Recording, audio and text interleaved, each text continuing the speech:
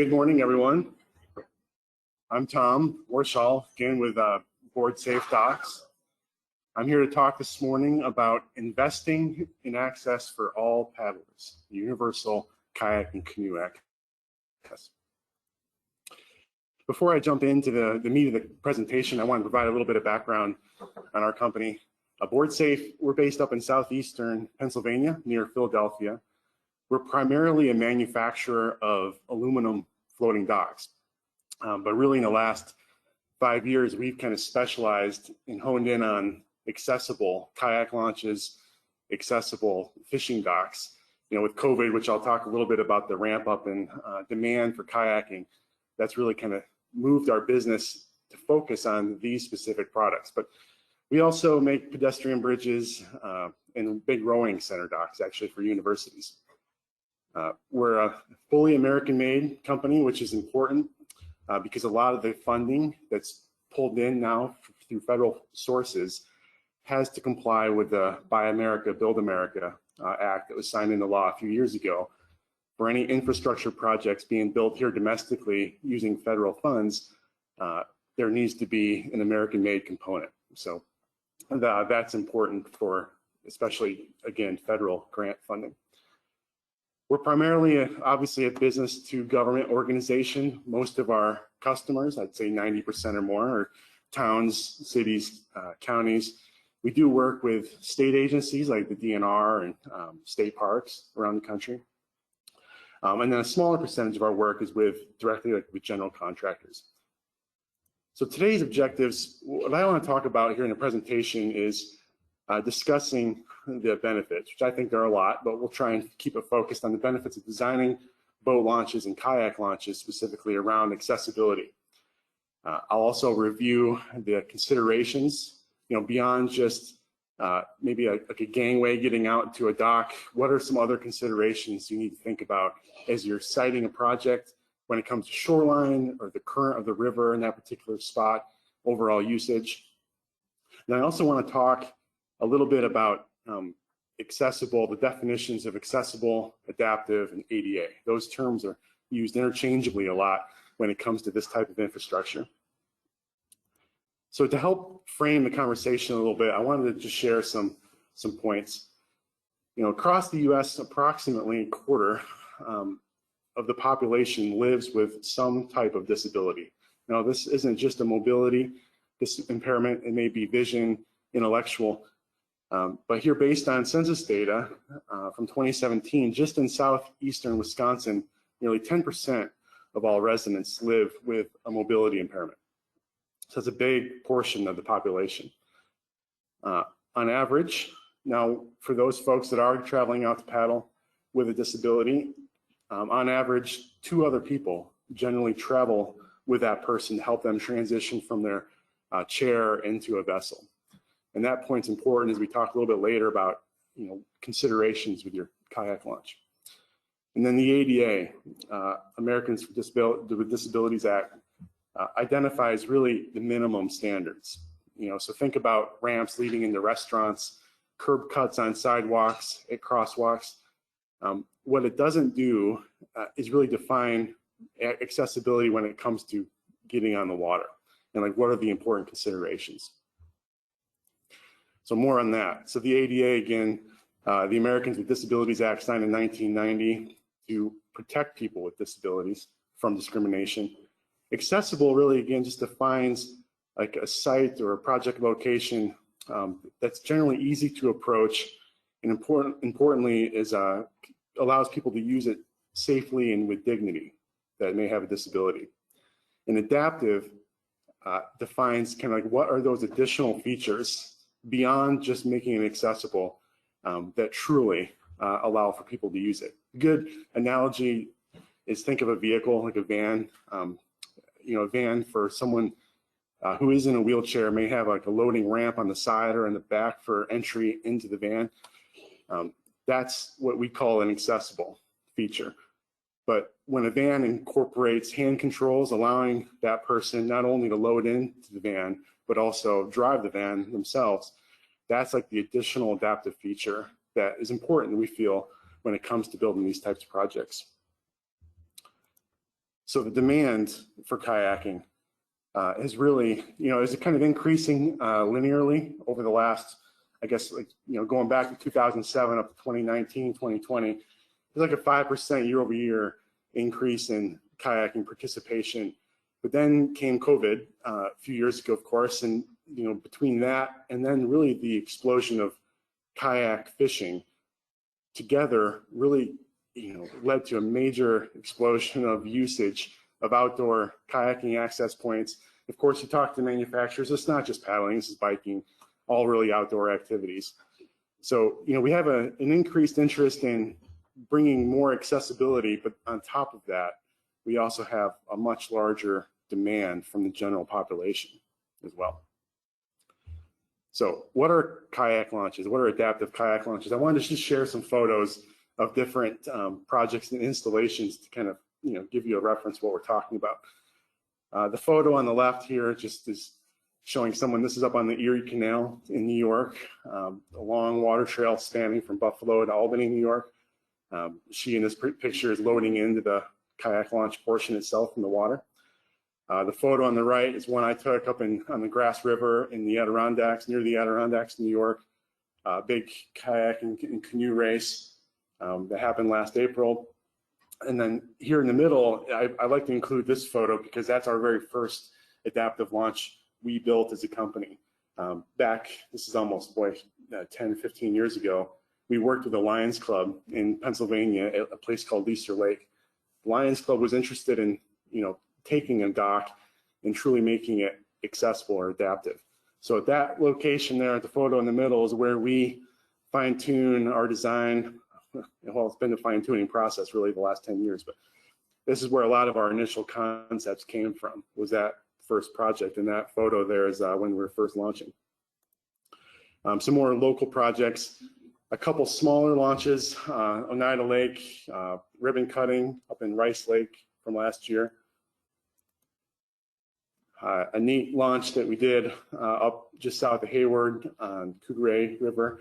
This particular project had a bit of a longer gangway leading out to a kayak launch. And then just on the same river in Radisson, a similar type of kayak launch. But what was neat about the project here is a boardwalk was installed from the parking lot to make it accessible, not only accessible to getting in on the water, but accessibility from the parking lot out to the launch itself. So the reasons, which I think are long, it's a long list, but I'm trying to boil it down to the reasons why we feel it's important to design a launch for universal access. And universal is probably the best word to use, because sometimes when folks hear ADA kayak launch or adaptive kayak launch, they're thinking, well, that's just a launch for people who may need it, who are disabled or in a wheelchair. And really, that's not true. The ADA universal adaptive kayak launch is designed to be built by everyone. It's trying to cover the broadest spectrum of users to enable everyone to kind of equal access to get onto the water. And that's the first point. It's providing access to people of all abilities. So what's that mean? It's beyond just folks that have disability. It may be young children who parents are trying to teach on how to paddle and kayak, and parent doesn't want to step into a muddy, swampy shoreline. They want to do it and stay dry, help their kids. It may be elderly or people with just bad knees and slight mobility impairments. It really helps everyone. Of course, it promotes healthy living and community engagement.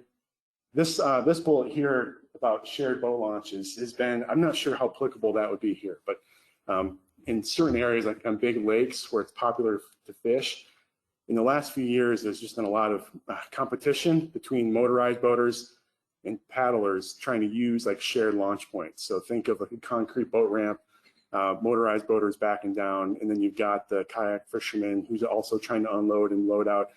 So we've seen a number of projects where instead of trying to share, they have adequate parking, but they're building an adaptive kayak launch just off to maybe 100 to 200 feet off to the right to kind of split the usage up and keep everyone happy. With these new launches, it comes increased visitation and certainly some economic benefits for those towns that put these in. I'm not going to get into that, but I do have a lot of information. We've studied that actually quite a bit with customers on how do these launches impact the economy over time? And we've gotten some good feedback on that from talking to other folks. Okay, so important considerations. I think obviously, if you are interested in building a launch, do you have community support? The answer to that is almost always yes, but it is good to gauge and feel that out. Also, it's understanding as you're beginning your planning, like what's the anticipated usage? Those photos of the smaller kayak launches I showed up at Rice Lake and Oneida Lake, you're going to be best served for like individuals or maybe families coming out one at a time to use a launch. But oftentimes when you build these launches, there are larger adaptive groups that may be interested in coming in and using it. For example, Rochester Accessible Ventures over in upstate New York, who I've worked with, they bring groups of 10 to 20 people out at a time to use a kayak launch. And so as you're thinking about that, think about parking, overall dock space, and how's it going to be utilized for a larger group. And if larger groups aren't anticipated, then you can go with smaller launches. Available land and space for the construction of a new launch. And then also beyond the launch, like what enhancements will you need to make to incorporate the added usage? So, that might be more parking or a path. I include these photos off to the right for those that can see it. It's a project that we've been involved in up in south central New Hampshire, Lake Winnipesaukee. The photo on the upper right shows what on the surface looks like a nice no-brainer spot to put a kayak launch. There's an existing small kayak, concrete boat ramp. Just to the left of it, a bulkhead that we can anchor off of. And in the bottom right is a space a little bit further out of town with a trail, more serene. And so the town has really been debating, and they've actually ended up going with the location down in the lower right, because with all factors considered, the location up in the top right really didn't offer, the available parking to suit the increased demand for people. So, these are like considerations that town in particular went through, where they chose the non-obvious location, but it's really going to serve their users much better. Okay, now a little more technical in terms of considering like how and where to build a kayak launch is what's the state of the river at your particular location. So you'll want to look at the current, which direction is the current flowing, which side of the river are you on? Really importantly, what's your average, your mean low and mean high water elevations? So are you susceptible to flooding? Is it seasonal? ADA, while ADA doesn't define a lot, it does do a good job of defining the slope of the gangway that's needed. So the gangway, of course, is like if you look at that photo on the top right, gangway leads you from the shore out to your dock. ADA defines that slope to be, can't be any greater than 1 in 12. So that pitch means for every 12 inches you walk out in that gangway, can't drop any more than 1 inch vertically down. And that defines the slope. So that's helpful for wheelchair users. Anything steeper than that's going to be uncomfortable and maybe impossible for them to use. So that matters for us and for you as you're thinking about these, so that you size the length of the gangway appropriately, so that you're always going to keep that pitch even when the water is at its lowest. But you also want to be up out of the water when it's at its highest. And so these are considerations to be thinking about. So that photo on the upper right is just kind of basic. That's up in near Toledo, Ohio. Body of water that does not change very much. There was already a sidewalk, so that was a good, easy one. And this photo in the bottom right is actually taken just 2 days ago on a site near Pittsburgh, where there were restrictions on being able to excavate and do a whole lot of shoreline remediation with like pouring new concrete. So like this is something you could be thinking about. Like those are precast concrete blocks that were obtained by the local municipality, brought out, and they're going to backfill around those to bring the grade of the path up to the kayak launch. But that was kind of a neat application, we thought, to solve a problem. And then of course here on the left is an example of the Schuylkill River up in southeastern Pennsylvania, where there was like, I think, a 6-foot elevation drop from the bulkhead down to the water line. So this shows an example of a cantilevered section extending out over the shoreline and then bringing the gangway down parallel so that you're not extending perpendicular right out into the water, obstructing boat traffic. So there's a lot of variations that you can look at, but the shoreline and the water is certainly going to be a big factor, probably the biggest factor. Okay, so other features. Thinking about, is this dock going to be used just for paddlers, or will fishermen want to come out and use it as well? Motorized boats, the photo in the upper right on the Hudson River, that shows a kayak launch where they wanted to have cleats installed along the side because they wanted to tie off their maintenance boat when being used. The photo in the bottom right shows that's at Mincy Lake in Pennsylvania, where they knew they're going to have a demand for fishing and kayaking, so they put an adaptive kayak launch up on like the left side of the photo, and an able-bodied launch in the bottom right, and then there's fishing handrail going around it. So it's serving kind of a broad scope of users. So thinking about that is important. And then the funding. The funding is a big one. How are we going to pay for this? How much does something like this cost? Frame of reference, like that dock in the upper right corner, fully manufactured and installed, would probably be in the range of $50,000 to $60,000. The bottom right may be a little bit higher than that. That's like a full turnkey price. But of course, as the gangways get longer, dock gets bigger, and other challenges surface, those prices can change. Whereas like the Rice Lake and the Oneida Lake from earlier were much lower. Okay, now talking about what features are important on the dock that helps for accessibility. I'm just trying to use this slide to kind of provide definition around what's what.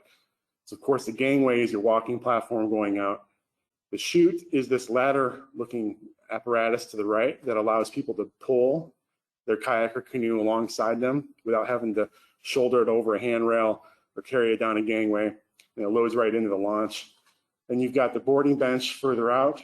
And I have a video here in a second that is a quick video that kind of shows someone using all these. The overhead grab bars. The gangway, of course, we talked about. This is probably the one that takes the most time to figure out and get right as you're designing a site, making sure that you maintain that 1 to 12 pitch. The step-down bench with pull-out seat is also extremely important. This allows people who are in chairs to be able to transition from their wheelchair down into their kayak with a tiered down step. And you see these steps being used on most accessible kayak launches now. It's a really important feature. But then also too, it has a pull-out slide bench that slides out over the kayak that allows a person then also to move from the four-step tiered bench out over the sliding bench and down into their kayak. This gentleman here in the photo is Ken Rhino. He's a C5, C6 incomplete paraplegic.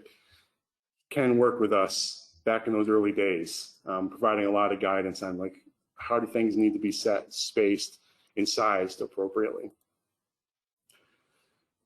And these things probably seem simple or not, not important to people that are able-bodied paddlers, but the overhead grab bar, excuse me, and the hand straps are important, really important too, because not everyone's strong necessarily in like pushing themselves down. Like the prior photo, you could see Ken pushing down and moving and like kind of scooching along his bench.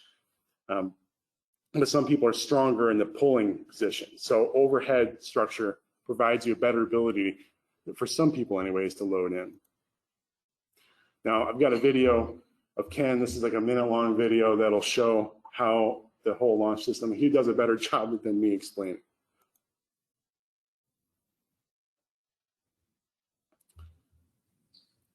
So Ken's really independent. He drives to the site himself and has his kayak in the back of his van.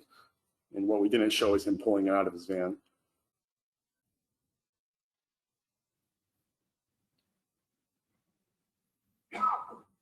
You can see him using the kayak chute.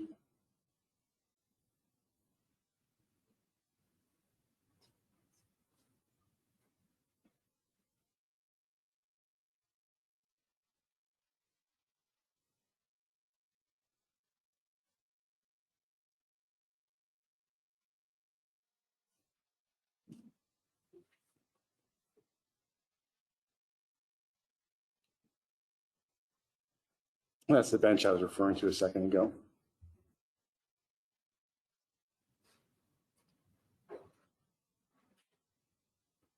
And really, I'll stop the video here, but getting out is that all in reverse. So those are the features that really help someone be able to transition into the boat properly. So as I caution, as you're moving forward, there's a lot of launches that can be advertised as accessible or ADA.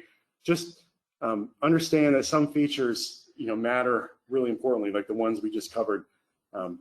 Be aware of rollers that can be built into a kayak launch for able-bodied paddlers. Those make sense, but those are known to also crack the hulls of higher-end kayaks and canoes. You want to have like a more distributed load on your kayak launch. Watching for the gangway length. These two docks were marketed as accessible, but you can clearly see they're very difficult to load in and load out. So just be looking at and considering all those features. Funding. So there's a lot to talk about here. I won't get into. I'm sorry, I'm running out of time. Feel free to find me though, but we compile, and I think a lot of folks do, compile a list of all the grants that all of our customers have used in the past. And there's a lot available out there, more beyond what you may just expect. When it comes to like foundational grants, Christopher Reeves Foundation, for example, has funded a lot of kayak launches that we've been involved in. So there's a long list of those, and feel free to track me down if I can share that. So we're here to help as a company, work all the way from the concept through the construction of the project. I really appreciate the time we've taken. There's a lot to talk about on this subject, but some key important takeaways is just identify what those right features are for your particular location. I'd encourage you to work with local adaptive groups to get their input on what is happening and what they need to make it work for those. That feedback can be extremely important. So with that, I thank everyone for your time here today and learning. Again, I'll be around, so feel free to track me down if you have any more questions.